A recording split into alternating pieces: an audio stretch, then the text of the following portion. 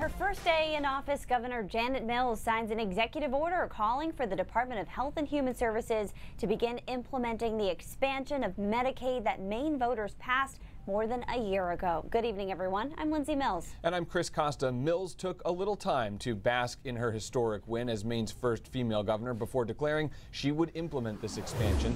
The expansion will make Medicaid available to roughly 70,000 more Mainers. The governor's predecessor, Governor Paul LePage, strongly opposed the expansion and refused to put it in place even after Maine voters passed it. And today we want to find out what you want Governor Mills to accomplish in office this year. Our post on Facebook, Instagram, and Twitter got hundreds of comments. We posted, "Dear Governor Mills, do something about blank in 2019. Mark fills in the blank and says LD 1390, giving rights to the families of cold case victims, something we can all agree on. Candace chiming in with making sure every resident of Maine has access to affordable health care. Robert posts defending Second Amendment rights, and Dorothy adds work with both parties in a civil way, something I feel confident you will do. You can keep those comments coming throughout our show on our live streams. In sad memory of the 418 Maine people who lost their lives to drug overdose in 2017, our administration will create the Director of Opiate Response, a person who will marshal the collective power and resources of this state to stem the tide of this epidemic.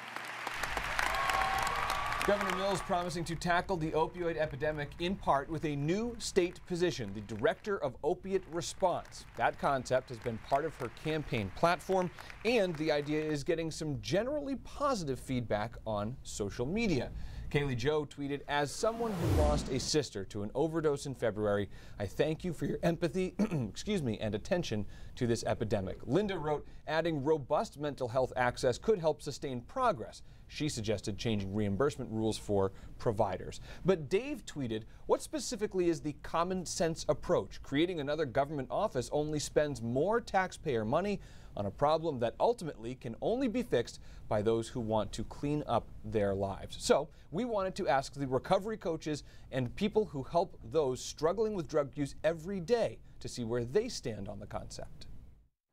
You never know. Sometimes it could be twice in a day. Sometimes it could be 4 times a week. Justin Reed is no stranger to this room at the Scarborough Police Department. As a recovery coach with Operation Hope, he helps people struggling with drug use get into detox or treatment. Early on in recovery, somebody may not know where to turn. Justin also battled addiction to heroin and now helps others. Narcan, widely available, medication-assisted treatment, recovery coaches, these things will be a reality. During her inauguration speech Wednesday night, Governor Janet Mills promised swift action in tackling the opioid epidemic, including a Director of Opioid Response. Thursday, she outlined what the position would look like. You would have appointed somebody to be in charge of this, to report to you every single day about what can be done and what we are doing to defeat this epidemic and stop it in its tracks.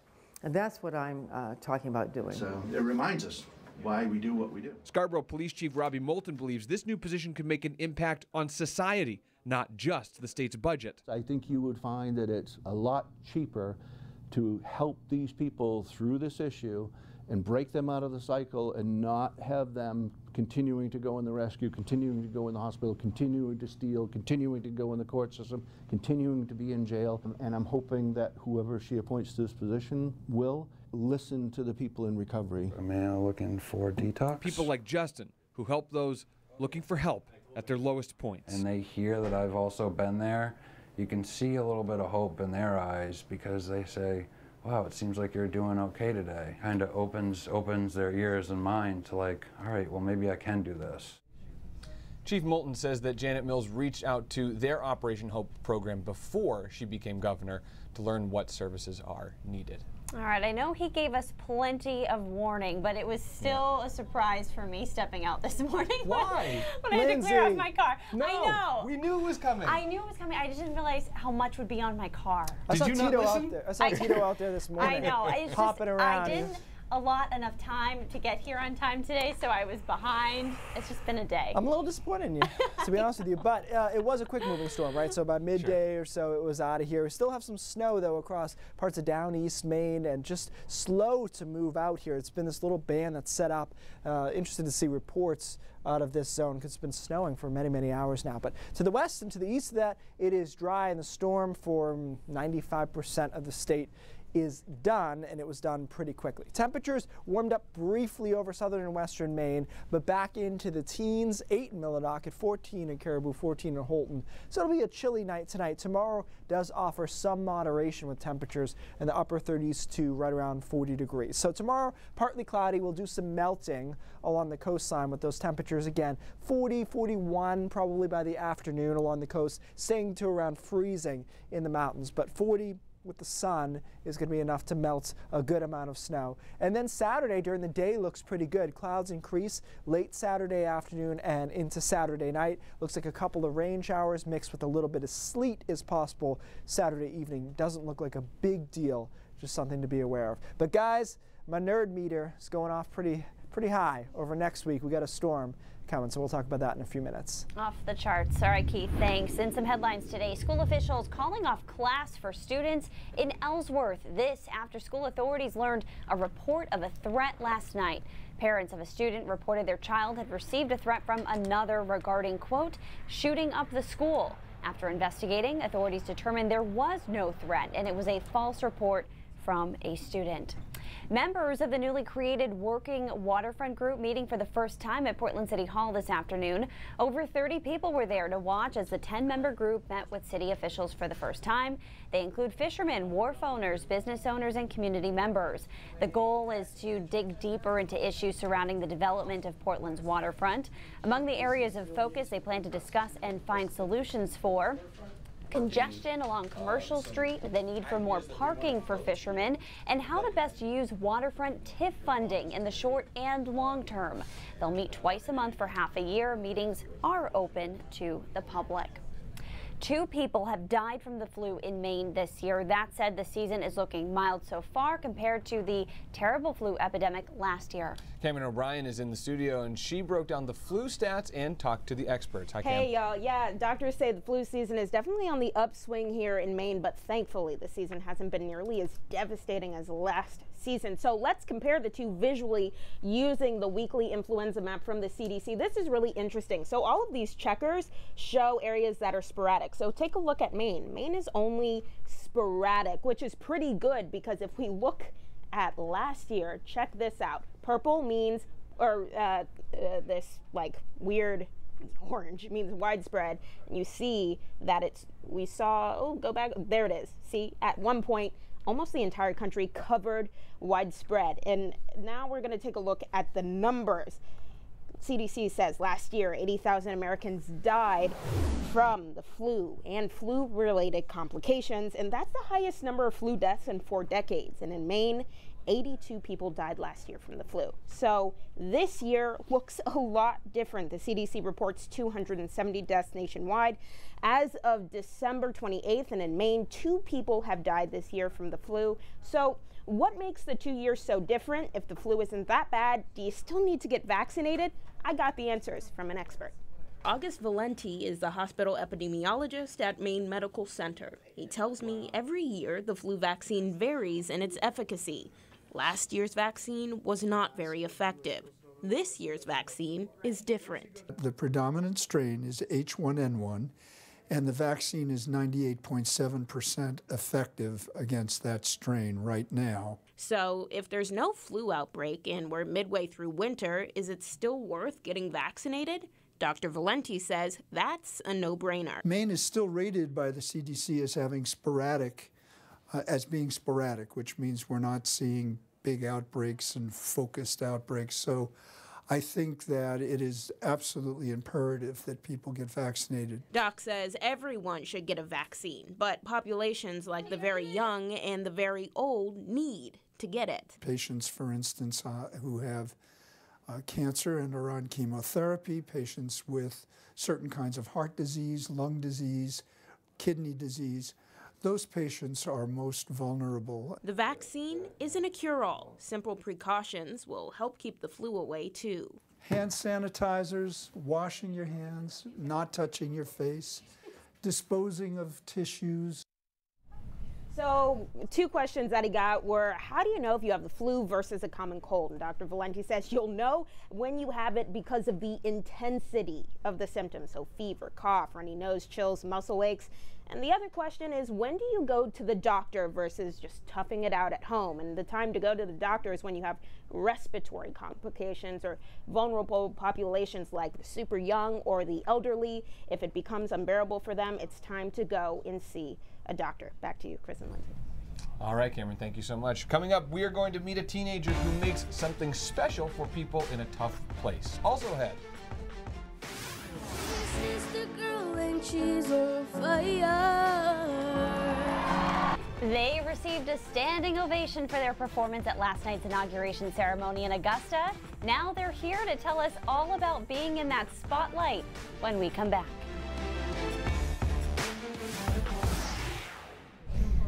Hi, everybody. I'm going to be rude for just a second and help get our guests set up. We have some very special guests in studio. All right, ladies. Did you guys watch the inauguration last night? Oh, If you thanks, did, Jeff. You probably saw Perfect. these 2 young women from the Reiki School in Portland. Are we making it work? I have like a belt. You want to wear my belt? Maybe under? Or we can leave, or we can just leave it on the ground, maybe. Or what about the back of the shoe, the heel of the shoe? I think we're Yeah, good. we're working on mics. There we go. It's fine. There you go. Okay. That's a Lindsay question. Awesome. So girls, you're going to be right here. Awesome. So Natalia, you're going to be, come this way a little bit. And we're going to switch places. So Shy, you're going to be on the outside. And Natalia, you're going to be on the inside. So come this way. Sorry. There we go, there we go. And then Natalia, you're going to come closer in here. Perfect. And then we're going to be here. Like this. Awesome. And then you look at us. Cool, right? Do you see yourselves? You guys are in there, you're in there. It's everywhere. Awesome. So are they going to play that soundbite first? Yes. We're going to play some video of you guys singing first, and then we'll introduce you. She'll introduce you. Sure. Thank you. Shorty. I know. Great stickiness. Oh. Good deal. Why don't you ask the first question? Sure. Shy, can you just tell us really quickly, just for a microphone check, what do you like most about singing? It makes me happy. I just like it, you know, everything about it. It just makes me happy. Awesome. Cool. Natalia, you said your last name is said Badu? Yes. Just no M. The M is silent. Okay. Cool. Making sure We I have got to get it right. You know what I mean? Mm-hmm. It's our job. It's actually our job.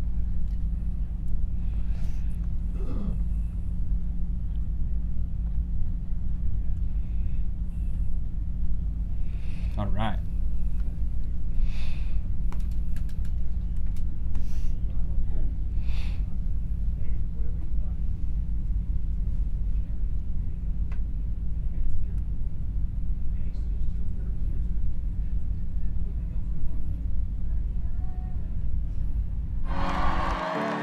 I don't like a fantasy longer than a highway. She got both feet on the ground and she's burning it down. Oh,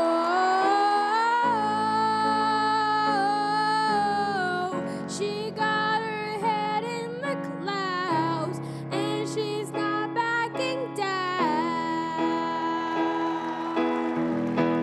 This girl is on fire. This girl is on fire. get the goosebumps when I hear that. So Governor Janet Mills' inauguration featured several performances last night, but one absolutely stole the show. And joining us now are Shy and Natalie Badu. Thank you both so much for being here. We have to ask you, how did you both find out that you would be performing at the governor's inauguration? We got a call from the Boys and Girls Club. First, the governor, she saw us. We were practicing for a performance, and so she wanted us to perform there, and she called the Boys and Girls Club to ask us if it's possible. So the Boys and Girls Club, they called us and we said yes, so we did it. What did it feel like when you found out that you'd been chosen? We were very surprised, and it was very exciting because we've never been in something like this, and we didn't know it was something very important. What did it feel like when you were on stage in front of all of those people? It was scary first, but when I saw her, I was very excited. Yeah, it was very nerve-wracking. That's the biggest event we've been to, or concert we've been to. And today you've heard praises from everyone and everywhere you've gone. What's that been like? Yeah, it feels so good. Like when we were walking to school, like everybody's talking to us, and strangers, we don't know them. Yeah, they're like, "You guys did great." Oh, that's awesome. Hey, we heard that somebody tweeted at Alicia Keys and was telling her. A viewer tweeted at her girls to see you guys. Awesome. So we'll get back to you if Alicia Keys responds. Hey, we want to keep them around during the commercial break. Join us on our Facebook live stream. You can ask these girls a couple more questions. Coming up, we take a look at the best of the Bird Box Challenge. And Keith will do the weather blindfolded in his own version of this challenge. Stick with us.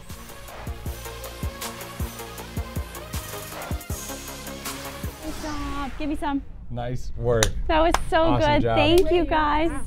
Oh, sorry. Shy, up top. Yeah, you saw that. Nice I saw that job. too. Thanks, guys. That was awesome. Do you want to come say hi to our Facebook live stream? Yes. All the people that are watching on Facebook? Yes. Come say hello. So this is our Facebook camera. Say hi, guys. Hi. Let's see what everybody's saying. Carla says, they sang so awesome. Loved it. And Joe wants to know, how long have you guys been singing for? You said your whole life, right? Since you started talking? Yeah, since we started talking. We have people saying, Paul says you guys should be on America's Got Talent. Stacy and Jesse say you guys give them goosebumps when you're singing. Jamie said, great job, girls. Jeffrey said they were wonderful. So do you guys have any plans to perform anytime soon? You're going to perform? I'm going to perform again for the governor. You for are? the governor tomorrow? Oh, no way. That's Where? awesome. Where is that? I don't know really. I didn't really get the details. Gotcha. Yeah. You That's guys exciting. are amazing. I feel like we're gonna hear your names again at some point. Will you keep in touch and don't forget us when you become big celebrities? Yes. Okay, promise? Yes. Okay. Nice work. You guys heard it. Thanks, Cool. girls. We got to get back to the show. Yeah, we gotta get Just back leave to your the desk. microphones on that table and you're good to go. Give a big wave to our Facebook audience one more time. Bye. Bye. Do you want? Oh, wait, will you sing "This Girl Is on Fire"? Yeah, go for it. Go. Yeah. Do it. She's just a girl and she's on fire. Out of their fantasy, living like a highway. She's living in a world and it's on fire. Feel the catastrophe. Yes. She can fly away. Oh, she got both feet on the ground and she's burning it down. Yes. Beautiful girls. We're back in 30 seconds. I love it. I love it. Yes.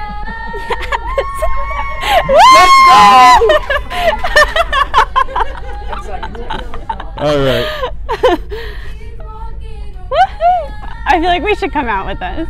This is awesome. That's off. This girl is on fire. All right. Well, if you just missed it on our Facebook live stream, the girls were singing "This Girl Is on Fire" again. So had the whole newsroom cheering and clapping. It was awesome. Okay, a Florida teen though is making a difference for families in the U.S. This past weekend, she was in Oregon handing out something special to a family of a fallen Oregon City officer. check out this story from our sister station KGW. We have to pick out the thread to use. Sitting at her sewing machine is how 16-year-old Megan O'Grady spends most of her weekends. So we use yellow first. Giving her time to something bigger than herself. It's all worth it in the end, so I don't mind giving up time. The Florida girl and her family were in Oregon this weekend to hand deliver this special bear to 5-year-old Ziva. We spoke with Ziva's mom over the phone. It was emotional. It's still emotional. Emotional because Ziva's dad, Oregon City Police Officer Robert Libke, was killed in the line of duty in 2013. The bear is made from his uniform. It has Libke's end-of-watch date and other personalized elements. It's got Rob's name on it from his shirt, obviously, the patches, and then it also has Ziva's name on it, which I thought was very touching and awesome. Blue Line Bears is Megan's nonprofit, founded in 2017. I was overwhelmed with how much she is dedicated to this cause. This was all her idea. We had nothing to do with it. The idea to help families of fallen officers with their loss. It's such a bittersweet moment because it's really sad what the family has gone through, but then it's also amazing knowing that I can be there to at least offer like a tiny bit of comfort to them. While Ziva has never met her dad. He was a loving and caring man, very funny. This bear will be another reminder of who her dad was. Megan, whose dad is also a police officer, giving back with her Blue Line Bears, all the sewing, stitching, and stuffing for a simple smile. Megan is just a super, super girl. Very nice, loving and caring, and just wants to give back. It's a really powerful story right there. Let's change gears now. Keith Carson here with a full look at the weather. Keith, the snow, for the most part, behind us. It is done except for maybe 5% of the state here. And we'll talk about snow amounts. They fell in line despite Lindsay's not listening to the forecast. Ignorance is bliss, right? Lee would never let you do that, I don't think. Where is Lee? Is he on vacation? No. You have another kid? Yeah. No. I don't know. He usually texts me. Talk about the weather. If that's going to happen. All right, a couple snow showers still left over, but most of this storm is now done. And this is the area, this is the 4 or 5% that's still seeing snow through Topsfield here. And this band has been persistent. So when we get reports out of here, I wouldn't be surprised if they're the relative jackpot in this storm. But overall, everything fell in line here. So we've got a lot of reports between 2 and 4 inches. Cumberland 4.3, 4 in Saco, 3.8 in Auburn, Camden 3.6, and Eastport 1.3. But again, we're still waiting for some reports for the later areas that's still seeing some snow out there. So everything kind of fell in line, but again, the timing was not great this morning for the commute. It was a little bit tough out there. Temperatures 20s, 30s, even some single digits in Millinocket, the cold spot, 14 in Caribou. Overnight tonight will be partly cloudy. Tomorrow, partly cloudy as well. It's not an amazing day tomorrow, but I will say that we'll get to around 40 in a lot of spots, and that with some sunshine will feel pretty good, and we'll melt some snow. The mountains, meanwhile, though, we'll see cloudy conditions and a couple of snow showers, so much nicer along the coast and into Lewiston, Augusta, and to Bangor than it will be in the mountains. Saturday, most of the day is quiet as well. Clouds start thickening up in the afternoon, and computer models are still duking it out on this Saturday night a bit. It's not a big deal, but the European model still has some rain showers with a little bit of sleet pellet action in there Saturday night. The GFS has nothing. So we're leaning towards the Euro with a couple of showers in there overnight Saturday, then Sunday should be partly cloudy. But this is the real exciting thing, at least for people like me. Storm Tuesday into Wednesday of next week looks really good. It looks a bit more like a classic nor'easter. The only thing I'll say about this is it's so perfect right now, and we have 5 days still, that it's almost like the kiss of death for weather weenies like me. Like, it can't turn out quite this perfect, but we'll keep an eye on it. Certainly has potential for significant snowfall Tuesday and into Wednesday, like over 6 inches. Over 6 inches. All right, here's a look at the 7-day. So quiet until then, just a couple of raindrops or sleet pellets overnight Saturday. The weekend on the whole is not bad. Clouds increase Monday, and again, what we're watching is Tuesday, nor'easter, question mark, probably something in there Tuesday and into Wednesday, guys. It would be the first large statewide storm in a while.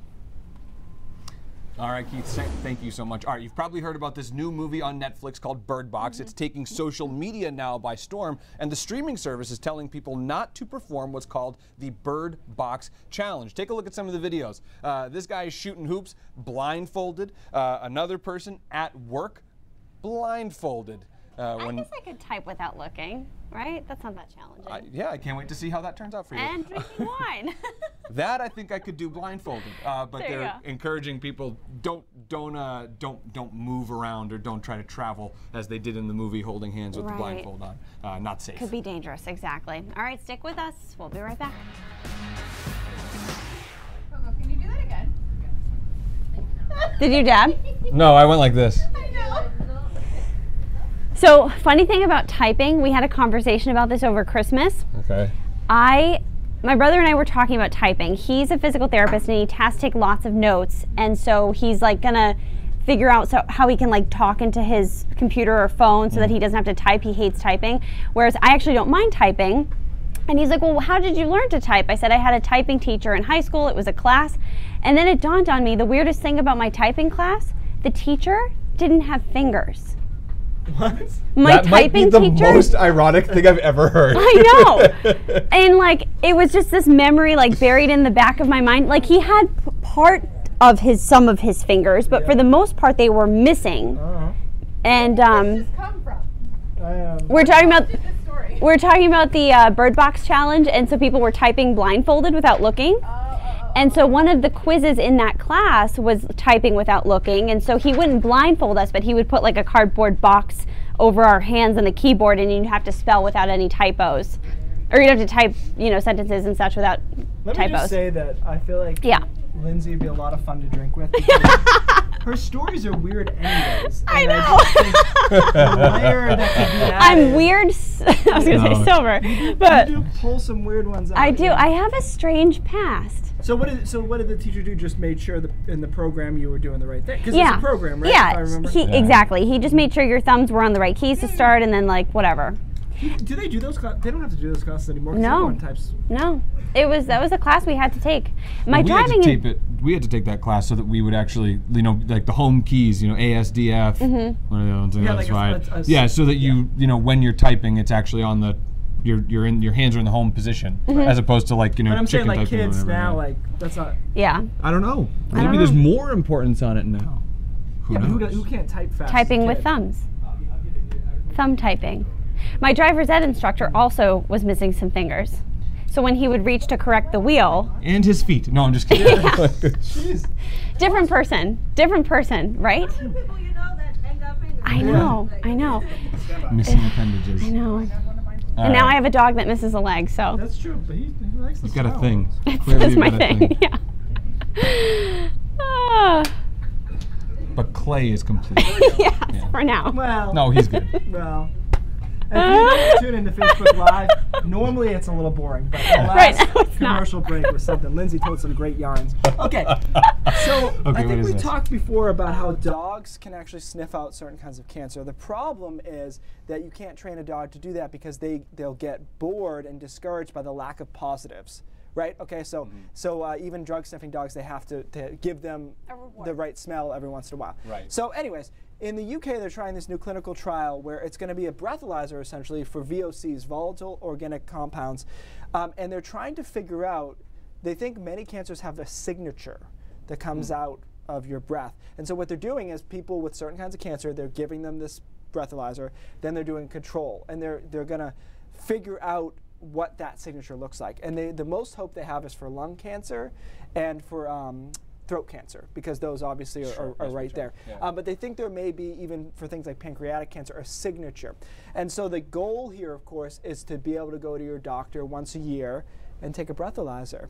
And I think what we're realizing, we do a lot of stories on cancer, and I think a lot of people who are affected by it know this. We kept hoping there was a magic bullet, but it seems more and more the key is going to be early detection, slightly improved treatment, and eventually eroding it. And so this kind of thing, if you could catch it early before you have any symptoms, this is the goal. So they're starting this. It'll take years like most things do. But I thought it was an interesting, based on the fact that dogs can smell cancer and they're not sure why, there might be a reason why. Interesting. Cool. All right, News Center Maine at 5:30 starts right now. All right, guys. Cool. Thanks for joining us. Hey, that was fun. Yes, we'll see you back here tomorrow on Friday. Oh, you're good.